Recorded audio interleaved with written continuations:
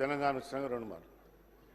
హనుమాన్ నగర్ అని ఒకటి ఉంది అధ్యక్ష, భూపాల్ నగర్ అని ఒకటి ఉంది, జలాల్ బాబా నగర్ అని ఒకటి. నేను 40 ఏళ్ళ సంది చూస్తున్నా అధ్యక్ష. అక్కడ ఇండ్లు కట్టుకున్నారు, గుడిసెలు వేసుకున్నది, ఫారెస్ట్ ల్యాండ్ ఇది.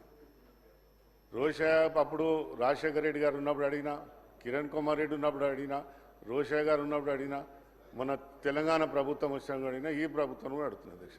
నేనేమంటున్నా అధ్యక్ష, అడిగినప్పుడు దీని పరిష్కారం ఏంది?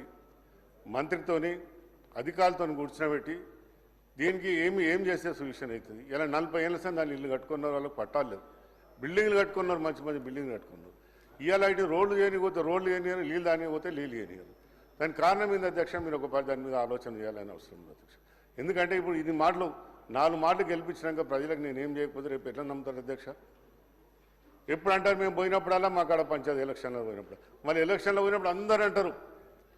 ఇక్కడ ఉన్న మంత్రి వాళ్ళు కూడా జూపల్లి గారు మంత్రి గారు గత ప్రభుత్వంలో ఉన్నప్పుడు కార్పొరేట్ ఎలక్షన్లో 15 రోజులు మీకు పట్టాలు ఇప్పిస్తా అని చెప్పారు అధ్యక్ష.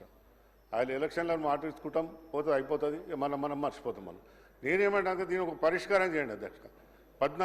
ప్రతి అసెంబ్లీల సమావేశంలో అన్ని పార్టీలతో అడిగినాం అధ్యక్ష.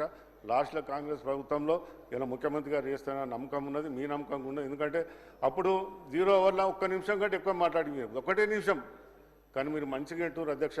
చాలా సంతోషం.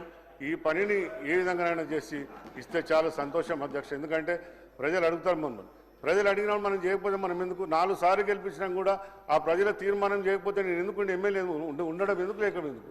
అందుకని దయచేసి అధ్యక్ష, ఇక్కడ ఉన్న మంత్రులు పెద్ద మంది అందరూ కూడా మంత్రి వాళ్ళని అధికారులను కూర్చోబెట్టి చేసే బాధ్యత తీసుకునే బాధ్యత మీరు తీసుకోవాలని చెప్తున్నా అధ్యక్ష.